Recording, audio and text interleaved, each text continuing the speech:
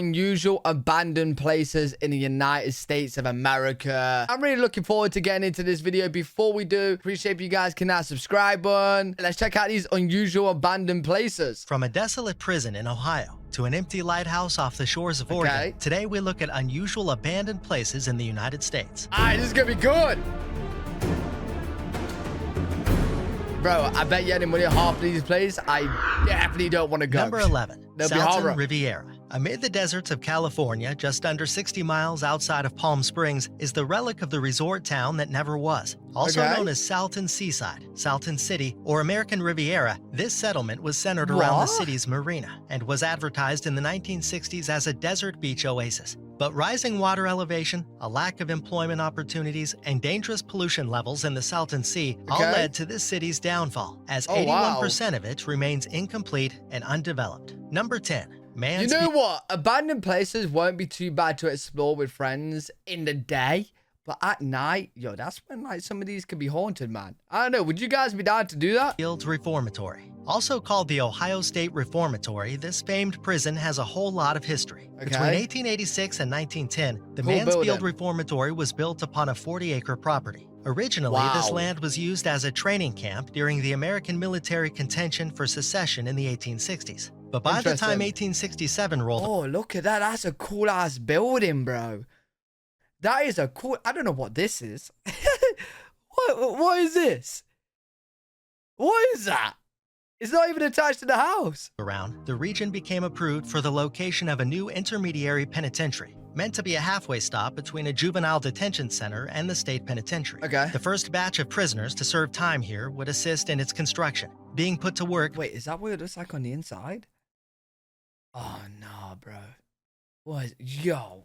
Construction, like being put to work building the institution's sewer system and 25-foot outer wall. Once it was complete, the prison remained functional and in full use until a decree forced its closure in 1990 due to overcrowding and poor living conditions. Hey, yo, I would not be surprised if movie studios have actually recorded in this place.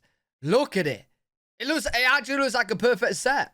Poor living conditions. Since then, the Mansfield Reformatory has been under rehabilitation and has served as a setting in famous films and other works like Air Force One and The Shawshank Redemption. Oh my God. Bro, I know my stuff, man. I knew it would be in movies. It was in Shawshank Redemption.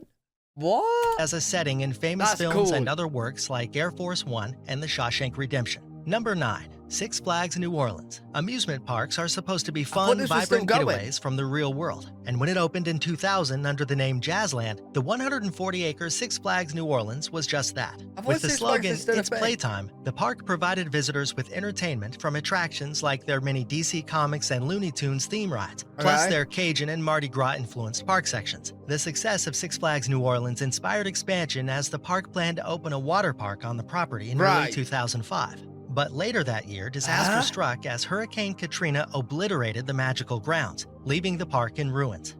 Oh my, bro. Now that is a ride. Listen, I'm not a big ride guy. I don't like rides. I'm scared of them. You know what I mean? But yo, this was like a crazy ride. This is like a water ride. Park in ruins. Today, Six Flags New Orleans is a decrepit shell of its former self.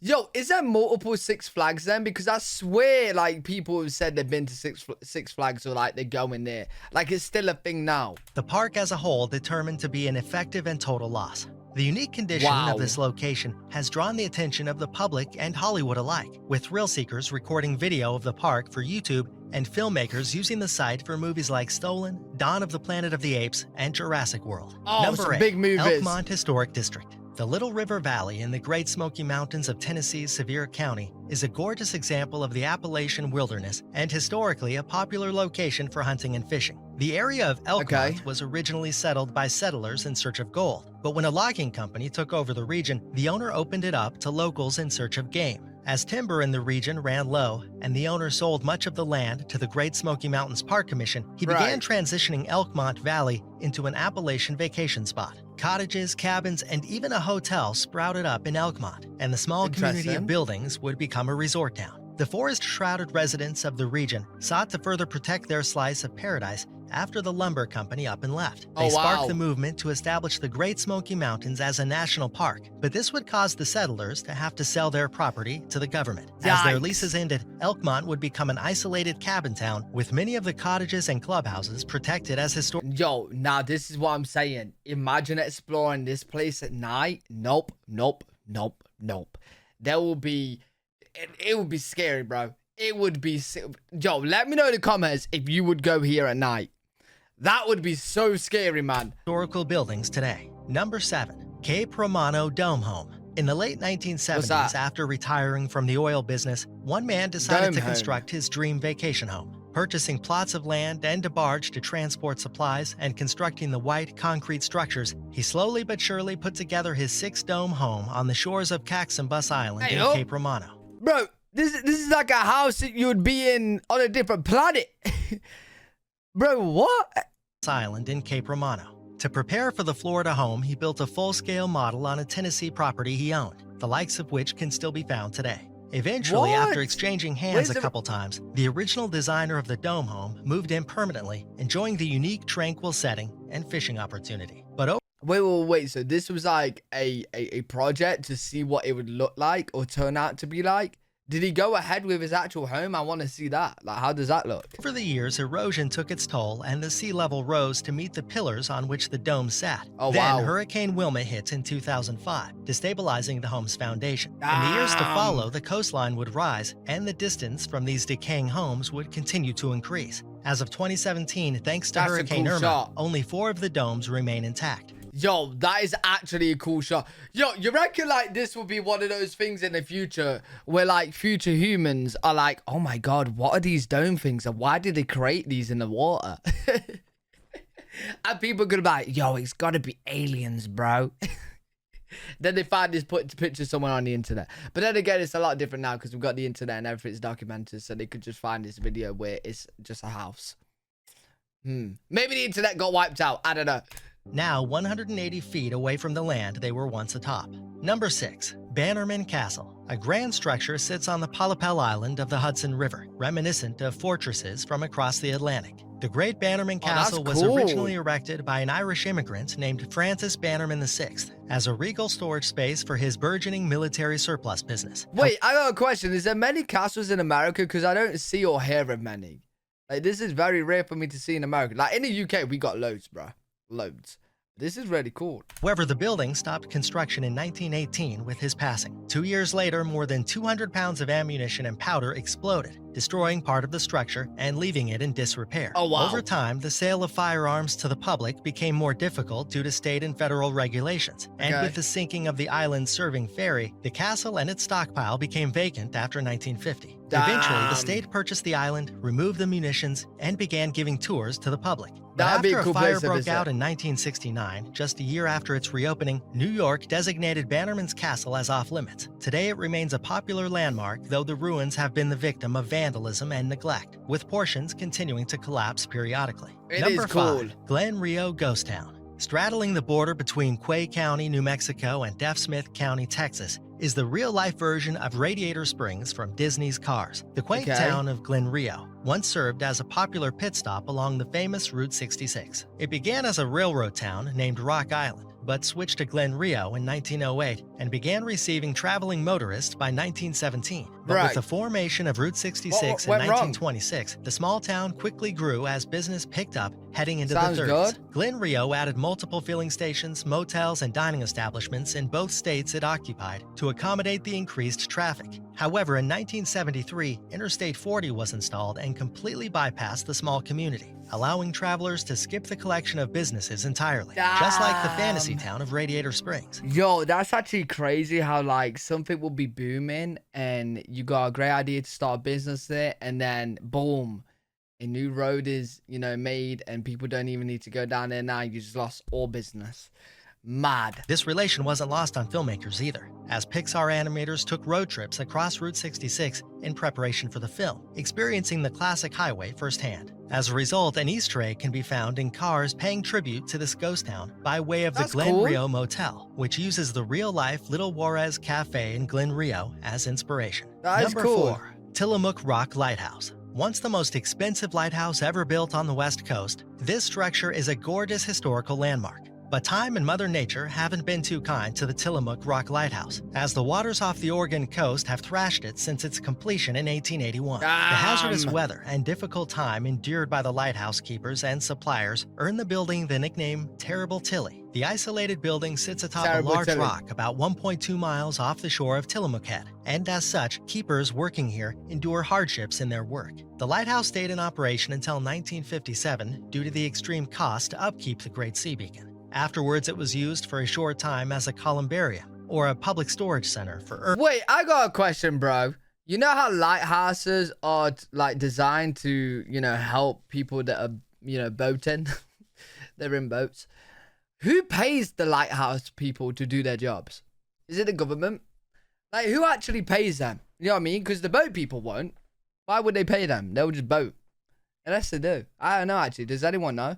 Earned, but this didn't last long, as the realtors owning it would have their license revoked by the Oregon Mortuary and Cemetery Board. Today, it remains hard to access, with helicopter transport the only sure way to get there. In addition to being a nationally registered historical place, the Tillamook Rock Lighthouse is also part of the Organ Islands National Wildlife Refuge, with the seabirds of the region being protected from disturbance during nesting season. Number 3, Hudson River State Hospital. In upstate New York, at the town of Poughkeepsie, the massive grounds of the Hudson River State Hospital have stood tall since its initial construction in 1871. This structure is a National Historic Landmark, thanks to its high Victorian Gothic architecture. You already know.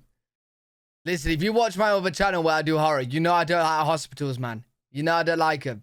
So abandoned hospitals, boarded up windows. Nah, I ain't visiting this one. I told you there'll be ones that I don't want to visit in this. I ain't visiting this one, bro. And at night as well? Nah, I don't think I'll visit this in the day. I'll be too scared, bro. I ain't gonna lie, I'll be too scared.